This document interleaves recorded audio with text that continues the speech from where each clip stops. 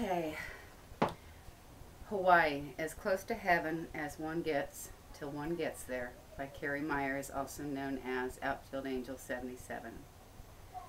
When I first came to Hawaii, January 2004, I felt home. Everyone says that though. People love beauty.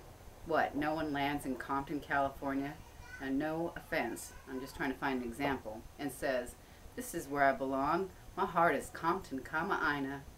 However, I never did feel I belonged anywhere I lived. It always felt temporary, or like one feels staying in hotels.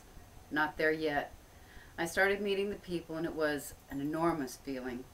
The people of the islands, they look you in the eye. They don't cast that scan, that judgment. Everybody weighed what they wanted to weigh, from 95 pounds to 295 pounds, and thought nothing of it.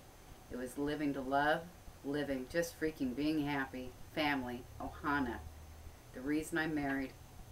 I started walking the beach behind our house. It was Fort Haase Beach, Kailua Bay, Marine Corps Base, Hawaii.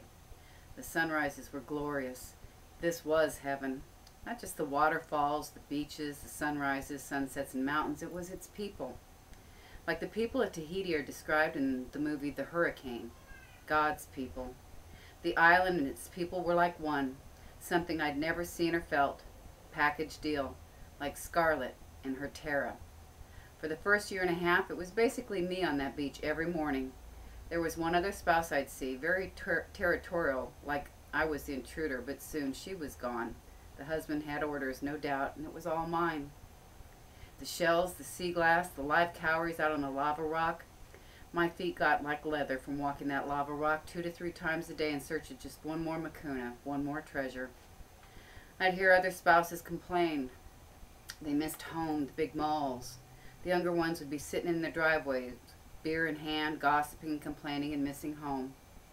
I'd feel such annoyance. What the hell? From what I heard or read growing up, as far as what heaven's going to be like, this is as close as it gets until you get there.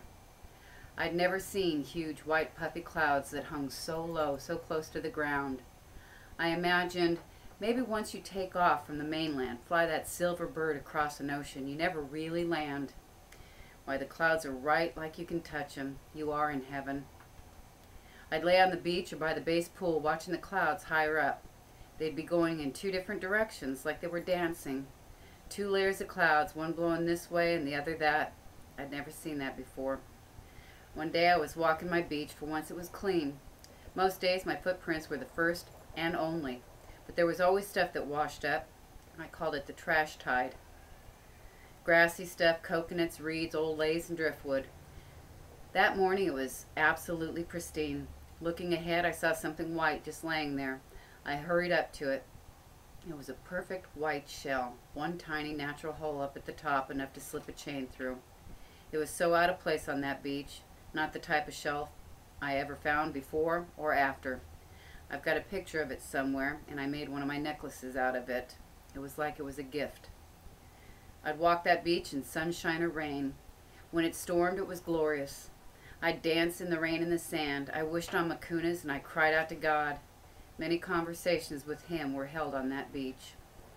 I held complete respect for every creature I saw, right down to those darn centipedes. One must have respect for those, though.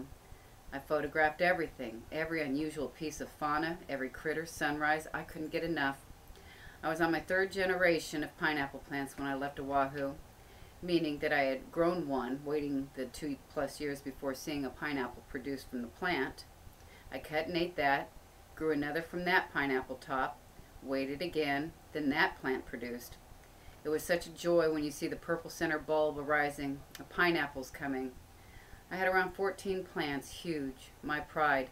Most of my plants came from snippets here and there on walks or hikes. So much just thrives without effort on the islands, like its people. Yes, I once believed I had found home, where I belonged, so long ago and so different from this beach view.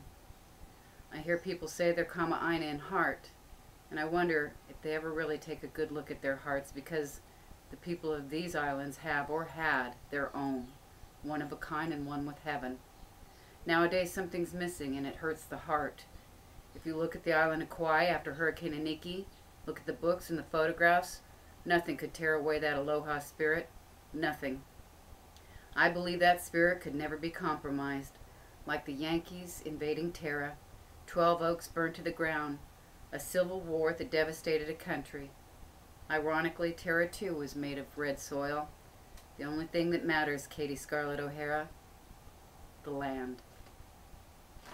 Mele Kalikimaka and Mahalo.